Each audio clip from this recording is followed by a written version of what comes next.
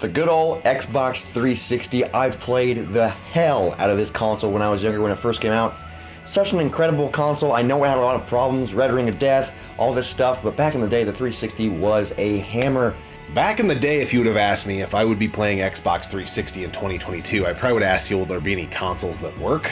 The Red Ring of Death was a huge deal, but nonetheless, they did get it buffed out, and the Xbox 360 is freaking hammer, and it's a real easy console to collect for right now, so I would say if you put it on a ratio of what consoles we've picked games up for the most, it's up at kind of the top tier, because we find this stuff all the time, and there are so many bangers on the 360 that we just didn't get around to playing back in the day. And from this generation, as much as I'm a Sony guy, I think I like the 360 better. It's just such a great console. Today we're going to look at 10 games that we're still playing in 2022 on the Xbox 360. There may be some familiar games to you on this list, but I'm hoping there's at least a few that you're like, ooh, I never got around to that. Looks pretty cool.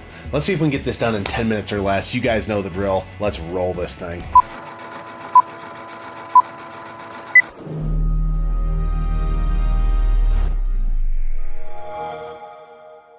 Lollipop Chainsaw. This game feels like one of those teen movies, but it feels like a parody of those teen movies because it's so ridiculous and raunchy. This game's a riot. It's a hoot, if you will. You're just this cute teenage girl that likes lollipops, and it's just over the top, very campy, crude sense of humor, and you have a chainsaw and you just hack the shit out of zombies. I mean, it's unbelievable. The stuff that they say in it. So much freaking fun. Just hack and slash, laughing at the jokes. It's more than just being funny. Of course, that's a big part of why we like it.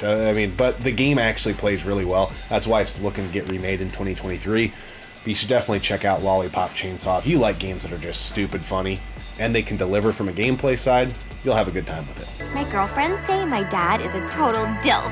One of my favorite arcade-style boat racers. Hydro, Thunder, Hurricane.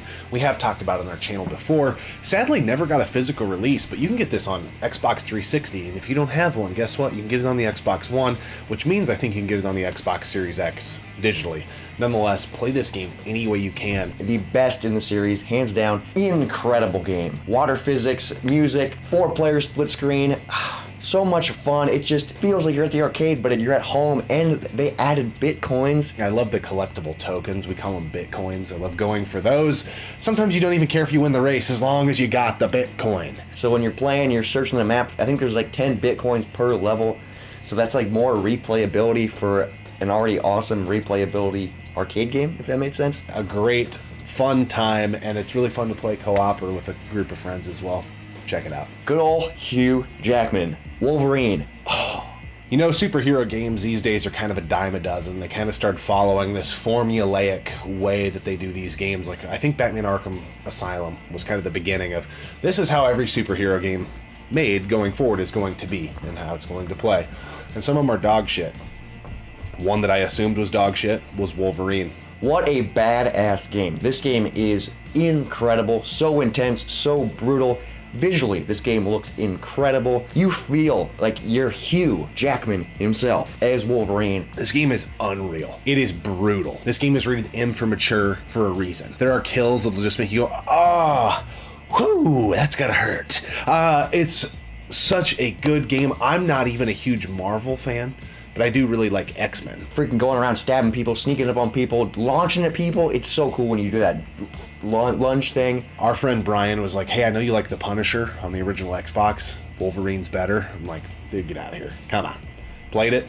I'm not going to go that far, but it is really good. Wolverine is incredible. Highly, highly, highly recommend. Next one kind of fits into this space, but similar style kind of in a way, but also so very different. Deadpool is awesome. What's crazy is this game came out before the movie, so the guy who plays Deadpool isn't Ryan Reynolds, so it throws me off. But back in the day, you wouldn't have even known what that was. So this game is so good. It breaks the fourth wall because it's about making a video game, but you're playing a video game. It's just ridiculous. And he has a plot for a video game, and things will happen. He'll be like, I don't know if that was on the script or whatever. Gameplay mechanics are great. There's some unique things in this game. There's a 2D level in this game that kind of would remind you of maybe some Zelda stuff. So brutal. I think this game is also rated M.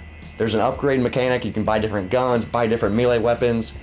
This is a game that when I put it in, I cannot stop playing it. It's like, oh, let me just do one more mission. Let me just...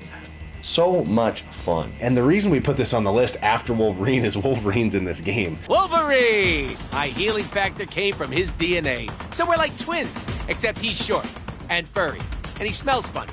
There's a scene where you fall out of a helicopter and he's just smacking the shit out of Wolverine, trying to wake him up, and you can just beat up on Wolverine for as long as you want, pretty much. And the game is just a joy if you're a Deadpool fan. This next game is one of my favorite games of all time. It's either this or the third in the series. Catch me on the right day, and I could say that Burnout Revenge is my favorite racing game of all time. I think the fact that you can hit traffic going the same direction as you really changes this game. The graphics, the visuals, the soundtrack is so freaking good. The crash modes, even though I hate them, the burning laps are still fun. And I think this is the last mainline entry in the series before Paradise, where they took things to an open world space. Paradise is okay, but this is how Burnout should be. We've 100%ed this game, but we just started another save file, and we're doing it again. That's how good this game is. This game was actually even released in Gen 6, I believe. I think it was on PS2 as well. But nonetheless, Xbox 360 is where we play it, and on our Xbox One, Burnout Revenge is one of the best video games of all time. And of course, racing games as well. Play it. Baltimore Retro Gaming actually recommended years ago this game to us on the Xbox 360. A lot of people don't think of the 360 as a great machine for shooters, meaning like spaceship shooters, you know, the pew pew pew stuff, bullet hell and whatnot, but Dodonpachi Resurrection is a game you should definitely check out. Shmup on the 360, sign me up.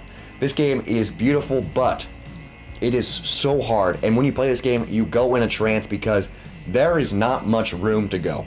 You get stuck so many times and you're like trying to figure your way out. This game is a ball buster. Buster, you can't do that on the balcony, buddy. Bullets everywhere.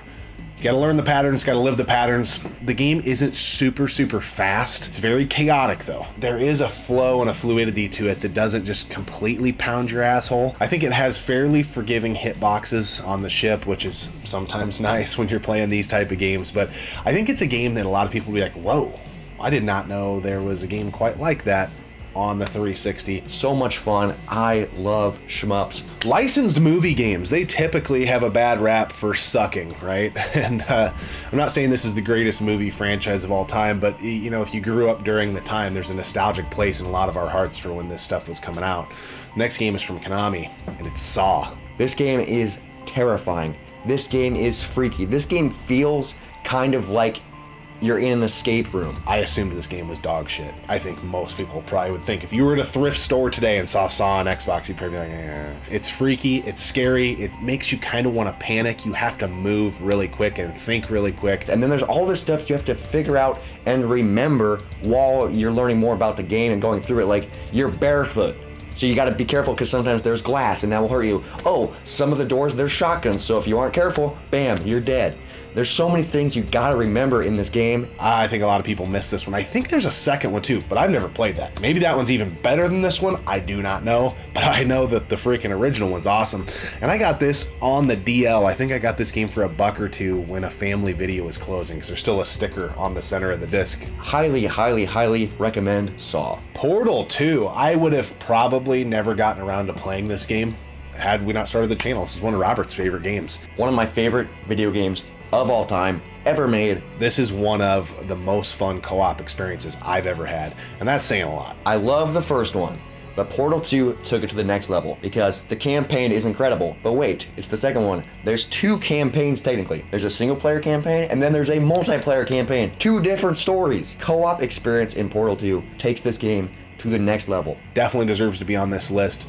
We play the hell out of this. It doesn't take us too long if we're playing 360 to pop that one in. Alan Wake and Bake. Alan Wake. This game is cinematic. This game is beautiful. This game is so well done. Alan Wake is a game that I don't know why it doesn't get talked about more. I guess there was a little bit of buzz around it recently when it got the remasters and what have you, but This game is unbelievably fun and scary, and it gets your pulse going, and you kind of are also like, is this guy just losing his freaking mind? Or what the hell is happening here? Is this all a dream? And you want to keep going and figuring out what's going on in the story. Highly, highly recommend. I feel like I've been saying about all these games, but these games are incredible, and Alan Wake is so good. We don't want to spoil the game for you, but you start off as this author, and shit starts going sideways very, very quick in the game, and it is scary. And when you're like running from shit, it feels like all hell is breaking loose and you're on the edge of your seat.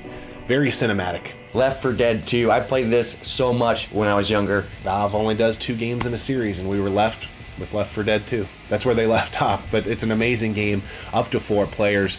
One part of this game that pisses me off is it's only 2-player on the same console. I wish they would have done 4-player split screen. I don't know why they couldn't have pulled that off. Why isn't it 4-person split screen? That doesn't make any sense to me. Why didn't Valve do that? I don't know. But it is a great LAN party game because of that 4-player piece. Awesome time. If you like zombie games, it's a pretty quick beat. You just get in there and you survive the hordes. Different types of zombies. You got melee weapons, you got guns, you can find stuff. It's one of those games that plays as good as you remember it playing when you pick it up today. I like it because it's fairly pick up and play. Just save your file and knock out a mission. Don't play it for 6 months. Jump back in with a friend. Bam, it's right there. Let's knock out another one. Again, Valve, where's the 3rd one? Come on. Are you afraid of the number 3? If you are, just make Left 4 Dead 4 then. Just skip the 3 and make another one. We want another one. We want more zombies. Left 4 Dead 2. So good. So that was our list. 10 Xbox 360 games we are playing in 2022. By far, this has been the hardest episode we have worked on because the Xbox 360 library is incredible. There's so many great games. So that means there's honorable mentions. And then obviously there's games we haven't played because we haven't played everything. And so people in the comments are going to be like, why didn't you talk about this? Why didn't you talk about this? We can't play everything, but maybe we'll check it out. So do tell us, why didn't you talk about this? Maybe we'll check it out. Honorable mentions, Halo 3 OTSD. We play this game all the time, not because of the campaign. I mean, the campaign is good, but because of the multiplayer LAN party elements. Love Halo 3. It's been a while since we've had a LAN party. Probably a little over a year, but we need to get another one on the books. Another arcade racer, Blur. This game is incredible, and if I didn't know about Burnout, I would say this is one of my favorite arcade racing games. Blur is so good. Visually looks freaking great. The power-up mechanics, missiles, invisibility, shield, all this stuff. It is so much fun multiplayer. I've always thought of this game as like adult Mario Kart. This game would definitely be on the list, probably, if it was better for LAN parties. That's the shitty part. I think you can only do one console, or one person per console at a LAN party. That's so stupid. Should be at least 2, if not 4. That would have made it one of the best LAN party games ever, but I digress. This next game almost made our list too because it's this close to being a perfect game. But there's something about it, like, I think it's just a little bit too hard, and there are things where it maybe is a little bit broken. Splatterhouse. This game gets talked about a lot because it is incredible, it is brutal, it's badass, it's keeping the Splatterhouse name alive, but it's freaking hard. Splatterhouse. This is one that gets slept on. The game is actually kind of frustratingly hard, though. A lot of people, when they talk about the game, they're like, oh, it's so cool. Ugh. And critical acclaim for the game was not very good. The game is good, but there is a difficulty there that a lot of people don't talk about. But I think the value in this game is you can unlock the first 3 Splatterhouse games through different checkpoints in the game. You get so far, you can unlock the first, second, third, so on and so forth. Awesome game. A lot of Valve on this list, and the orange box is all Valve all the time. You got the first Portal, you got freaking Half-Life 2, and you got Team Fortress 2. Great value, especially if you're just getting into the 360. This almost made our list as well. The first Portal is really good, but Portal 2 I think is better because of the co-op, so that's why Portal 2 made our list. Automedius Excellence, another shooter that almost made the list. It's a spiritual successor to Gradius, which makes it pretty, it was pretty close, but it's very new to our collection. It was a recommendation from a friend, so haven't had enough seat time with it, but it was close to making the cutoff. Another game that almost freaking made our list and was on our initial list and then got bumped. Rockstar's Table Tennis. You thought I was going to say Grand Theft Auto, didn't you? No. Table Tennis. Ping pong. That's all it is. It's just straightforward ping pong, 1v1. There's no depth to it. I mean, you can unlock different characters. You can maybe change your outfits, but it is fun. We love stupid games like this. and it just plays and feels so good. It's such an awesome head-to-head. It's in that same category as like the volleyball games for us, and like the Sega 2K2 tennis, and like it's just stupid fun that you can play for hours if you have a buddy. Table tennis on the 360. You should play it.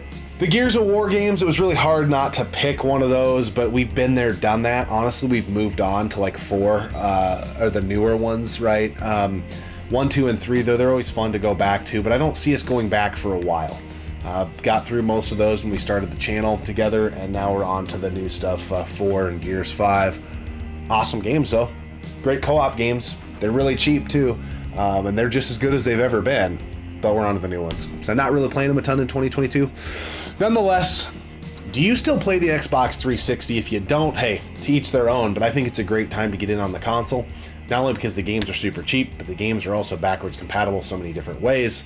The ones that are backwards compatible, maybe you have Game Pass and you could just play them that way. But nonetheless, it's all about playing the games. So that was our list with honorable mentions. 360, incredible console, and like I said at the beginning, I think I like the 360 better than the PS3, and I'm a Sony fanboy, so that's hard for me to say, but the 360 is so freaking good. What games are you playing on the 360 in 2022? It could be backwards compatible games, so if you're on the Xbox One, still counts. Let us know in the comments below. And what console do you guys want to see us do next? A lot of people were saying Sega Genesis, PS3, who knows? Let us know in the comments below. We'll see you next time. Thanks for hanging out, talking video games. This series is really fun, and cheers to the Xbox 360. We'll see you next time, right here on the one and only Gaming Off the Grid.